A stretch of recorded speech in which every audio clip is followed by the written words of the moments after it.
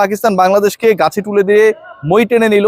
শেষ পর্যন্ত বাংলাদেশের কি হবে? তাদেরকে বাঁচাতে কেউ আসবে না, বিশ্বকাপ খেলবে না। বিশ্বকাপ না খেলার কারণে বাংলাদেশের উপরে স্যাংশন আসছে এবং সামনের ভবিষ্যৎ খুবই খারাপ। কোয়ালিফায়ার খেলে পরবর্তী বিশ্বকাপগুলোতে বাংলাদেশকে কোয়ালিফাই করতে হবে। থার্ড যে পয়েন্ট, সন্ধ্যা নাগাদ নতুন নতুন নিউজ আসা শুরু করলো এবং সেখানটায় বলা হলো গালফ নিউজের বরাদে। আমার আলোচনাটা প্লিজ শোনার জন্য অনুরোধ করছি সবাইকে। সেই নিউজে বলা হলো, গালফ নিউজের বরাদে যে নিউজটা করা হলো, যেহেতু গালফ নিউজটা হচ্ছে অনেকটা পাকিস্তান বেসড, সেখানটায় বলা হলো যে পাকিস্তান এরকম কোনো কমিটমেন্ট করে নাই যেখানটায় বাংলাদেশ দলকে নিয়ে যদি সুবিচার নিশ্চিত না হয় আইসিসির কোর্টে বাংলাদেশের বিশ্বকাপ খেলার ভাগ্য নির্ধারণের ক্ষেত্রে যদি নিরপেক্ষ ভেন্যুর ব্যবস্থাপনার ক্ষেত্রে আইসিসি প্রপার স্টেপ না নেয়, তাহলে পাকিস্তান এরকম কোনো ওয়াদা করেনি যে তারাও বিশ্বকাপে খেলবে না। Let's come to the point. প্রথম যে পয়েন্ট সেটা হচ্ছে ইএসপিএন ক্রিক ইনফো, ক্রিক বা যে নিউজগুলো করেছিল যে বাংলাদেশকে ডেডলাইন দেওয়া হয়েছে এবং পরবর্তী সময়ে এই নিউজগুলো, এই ডেডলাইন কেন্দ্রিক যে নিউজগুলো দেওয়া হয়েছিল, Bangladesh cricket board official press briefing করে বলেছে এরকম কোনো ডেডলাইনের ডিসকাশন গত স্যাটারডের বৈঠকে হয় নাই। ব্যাপারটা কিন্তু এরকম না কোনো একজন মিডিয়া এজেন্সি থেকে ফোন করলো বা আমি ফোন করলাম, বাংলাদেশ ক্রিকেট বোর্ডের নাম প্রকাশে অনিচ্ছুক কোনো কর্মকর্তা বলল যে এরকম কোনো ডিসকাশন হয় নাই। ব্যাপারটা এরকম না। এইরকম একটা জায়গায় বাংলাদেশ ক্রিকেট বোর্ডের মিডিয়া কমিটির চেয়ারম্যান আমজাদ ভাই, তিনি এসে যখন এই ডিক্লারেশনটা দেন এবং তিনি এই ডিক্লারেশন দেওয়ার আগে যারা ওই মিটিংয়ে ছিলেন প্রত্যেকের সাথে কথা বলে কনফার্মেশন নিয়ে তারপরে মিডিয়া এসে 35 সেকেন্ডে সেই ব্রিফটা করেছিলেন, যেখানটায় বলা হচ্ছে এরকম কোনো ধরনের ডিসকাশন হয় নাই। তাহলে ডিসকাশন হওয়ার আলোচনাটা কারা করলো? Indian media. প্রোপাগান্ডা কারা ছড়ালো? Indian media. এবং সেই ইন্ডিয়ান মিডিয়া বলছে কি বাংলাদেশকে 21 তারিখের মধ্যে ডিসাইড করতে হবে whether they want to play the upcoming world cup or not. Let's come to another point. গতকাল রাতে বিবিসি নিউজ করেছে, বিবিসি ব্রিটিশ ব্রডকাস্টিং চ্যানেল।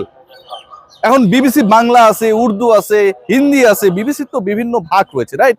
এটা হচ্ছে মেইন বিবিসি ভাই, ওই যে ইউকে থেকে যেই বিবিসিটা পরিচালিত হয় এবং যার ব্রাঞ্চ হিসেবে, শাখা হিসেবে, যার সিস্টার কনসার্ন হিসেবে অন্য আউটলেটস গুলো বিভিন্ন দেশে কাজ করে, সেই মেইন বিবিসি রিপোর্ট করেছে।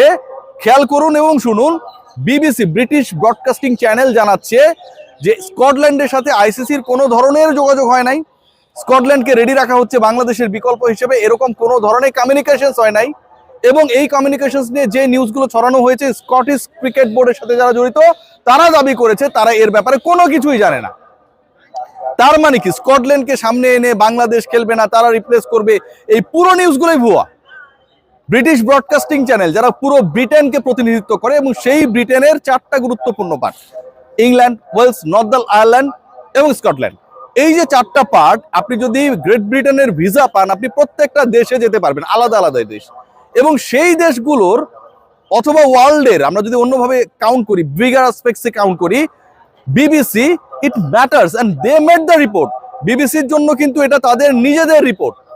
স্কটল্যান্ডের খেলা না খেলার ডিসিশনের ব্যাপারে যখন বিবিসি নিউজ করবে, BBC British Broadcasting channel direct representative of Scotland, সেখানটায় তারা বলছে এরকম কোনো ডিসকাশন হয় নাই।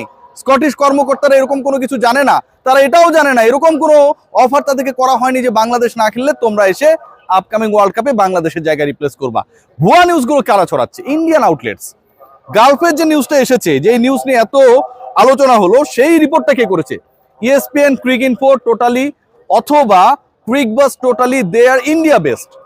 রিপোর্ট যেটা হচ্ছে সেটা তারা বিসিসিআইর যে এজেন্ডা সেটাকে অনেকটা রিফ্লেক্ট করার চেষ্টা করছে। গালফের যে নিউজটা হয়েছে সেই নিউজটা কে করেছে? সেই নিউজটা করেছে হচ্ছে জয় রায়। আমি রিসার্চ করে আপনাদের সাথে কথাগুলো বলছি।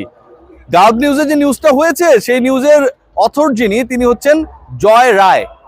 তার মানে he is also a part of India এবং সেভাবেই সেই কাজটা করার তিনি চেষ্টা করেছেন, জয় রায়। আবার এএফপির খবরে বলা হচ্ছে এরকম কোনো ধরনের ডিসকাশন হয় নাই বাংলাদেশের সাথে পাকিস্তানে যে তারা খেলবে না। অপরদিকে এএফপিতে এটাও বলা হচ্ছে, খুব ইন্টারেস্টিং কিন্তু এই পয়েন্টটা মাথায় নিয়ে রাখুন, সেটা হচ্ছে এই যে ম্যাচেসটা হবে বা হবে না, বাংলাদেশকে ওয়ার্ল্ড কাপে খেলার জন্য ডেডলাইন দিয়ে দেওয়া হয়েছে 21 তারিখ পর্যন্ত। জানুয়ারির 21 তারিখ সন্ধ্যা 7টার মধ্যে বাংলাদেশকে জানাতে হবে। এএফপি, এটা কোন এএফপি জানেন আপনারা? একটু গিয়ে নিউজটা দেখেন। AFP New Delhi, AFP Delhi, Delhi base যেই এএফপি নয়াদিল্লি, যেই দিল্লি ইন্ডিয়ার রাজধানী, এবং যেই এএফপি আলটিমেটলি ইন্ডিয়াকে কাভার করে, সেই এএফপি নিউজে বলা হচ্ছে, কি বলা হচ্ছে, যে বাংলাদেশকে 21 জানুয়ারি 7 PM local time of Dhaka জানিয়ে দিতে হবে whether they want to play their World Cup in the soil of India or not, otherwise they will be replaced by Scotland. AFP নয়া দিল্লি জানাচ্ছে, ডাব্লিউজে নিউজ করেছেন জয় রায়, এবং বিবিসি ব্রিটিশ ব্রডকাস্টিং চ্যানেল জানাচ্ছে এরকম কোনো ব্যাপার, কোনো ডিসকাশন হয় নাই। কার সাথে হয় নাই? স্কটিশ ক্রিকেট বোর্ডের সাথে হয় নাই আইসিসির। তার মানে বিবিসি তো নিশ্চয়ই ভুয়া নিউজ করছে না। Bangladesh cricket board official press মিটে জানাচ্ছে, কি জানাচ্ছে, ভেরি ইম্পর্টেন্ট, যে আমাদের সাথে ডেডলাইন, টাইমলাইন, টাইমিং এরকম কোনো ধরনের we have with the ICC. আমাদের আইসিসির সাথে যেই মিটিংটা একজন ছিলেন এবং ইন পার্সন একজন ছিলেন, সেই মিটিং এ এরকম কোনো ডিসকাশন হয় নাই। বাংলাদেশ ক্রিকেট বোর্ড জানাচ্ছে হয় নাই, বিবিসি জানাচ্ছে স্কটল্যান্ডের সাথে কোনো কথা হয় নাই। অথচ ইন্ডিয়ান আউটলেটস, মিডিয়া আউটলেটস গুলো যখন ছড়িয়ে দিচ্ছে যে বাংলাদেশের ওয়ার্ল্ড কাপের কোনো হোপ নেই, আমরা যেন নাচানাচি শুরু করে দিয়েছি।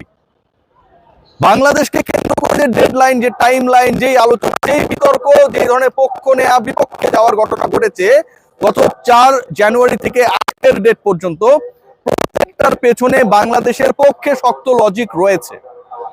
বাংলাদেশ কিন্তু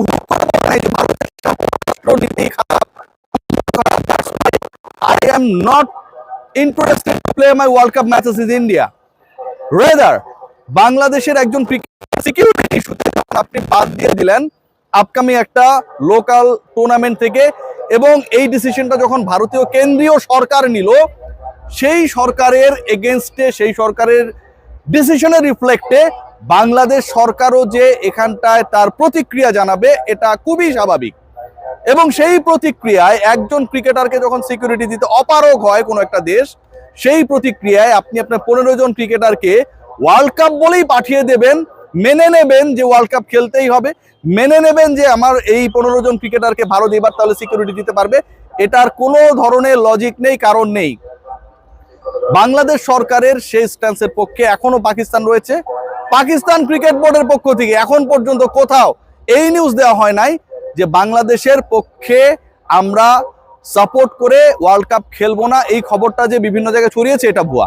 পিসিবি কিন্তু এই কথাও বলে নাই, পিসিবি কিন্তু এই স্টেটমেন্টও দেয় নাই টিল নাও, যে বাংলাদেশের পক্ষ নিয়ে আমরা কি করব না, এই স্টেটমেন্টও পিসিবির পক্ষ থেকে আমরা পাই নাই। সো আমার কাছে যেটা মনে হয়, Indian outlets they are creating some pressure over the country and the people of this country, যারা আসলে ক্রিকেটটাকে ফলো করে এবং যারা বাংলাদেশের স্ট্যান্সটাকে সাপোর্ট করে, যেন বাংলাদেশ ইন্ডিয়ায় গিয়ে খেলতে বাধ্য হয়, এরকম একটা সিচুয়েশন ক্রিয়েট হয় অ্যাক্রস বাংলাদেশ। সবাই ভালো থাকবেন, টেক গ্রেট কেয়ার।